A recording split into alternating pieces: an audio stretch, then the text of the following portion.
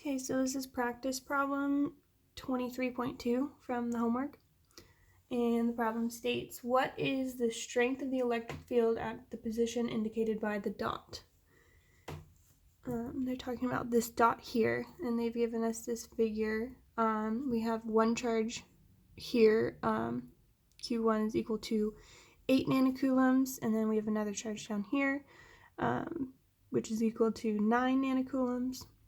They've given us the distance between the two, which is equal to 10 centimeters, and they've given us the distance of this first charge to our point, which is 5 centimeters. And they want us to figure out what is the electric field strength from both of those on that point charge P. Okay, so we know that we're going to need to use our equation for an electric field for a point charge, which is this one right here. And then we can go ahead and start out by calculating R.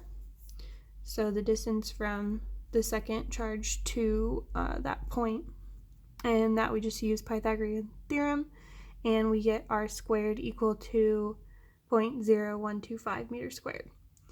And then we can also calculate theta real quick, because we know we're going to need that later when we do our vector components. And so theta is going to be equal to the inverse tangent of that opposite over the adjacent, which is equal to 63.4.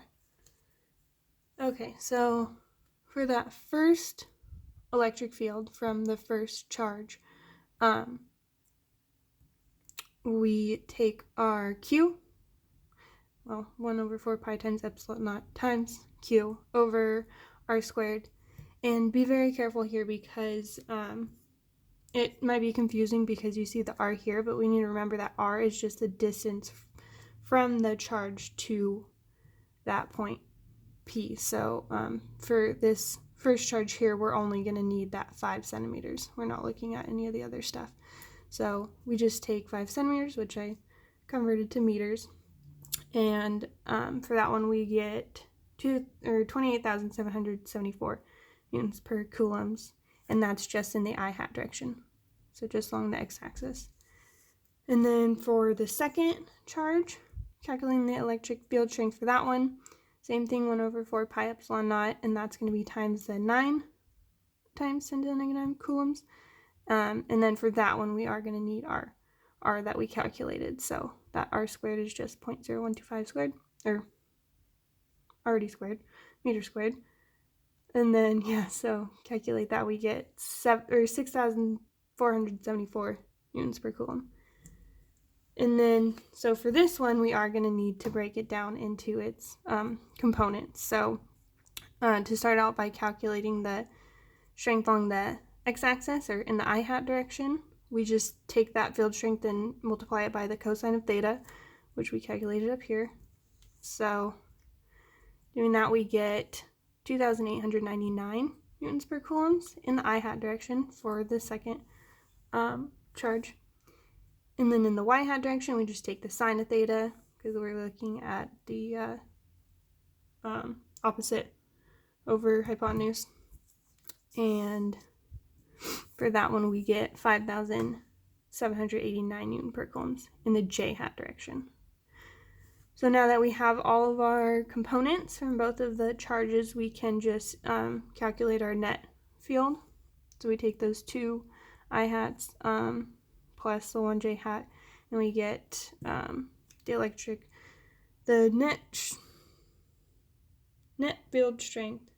electric field strength of both of those charges will be 31,673 in the I hat direction and 5,789 in the j hat direction. And then to find the magnitude of both of those, we just do our Pythagorean theorem again. So we're going to square both of those and take the square root. And for that, we get our magnitude of the electric field equal to 3.2 times 10 to the 4 newtons per coulomb. So that's the total magnitude of both of those vectors. So the total magnitude of the electric field from both. And then for part B in this problem, they want us to figure out the direction of the electric field. And at the position indicated by the dot, and you want us to specify it as an angle measured counterclockwise from positive x.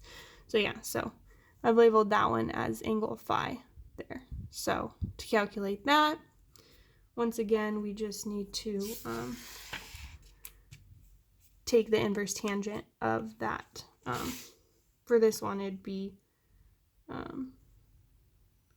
yeah, we're going to be taking opposite over adjacent. So yeah, the j hat divided by the I hat. And that equals 10 degrees. So phi is equal to 10 degrees. Total electric field strength equal to 3.2 times 10 to the 4 newtons per coulomb. And this all ties into what we're learning in chapter 3 with the electric field strength and point charges.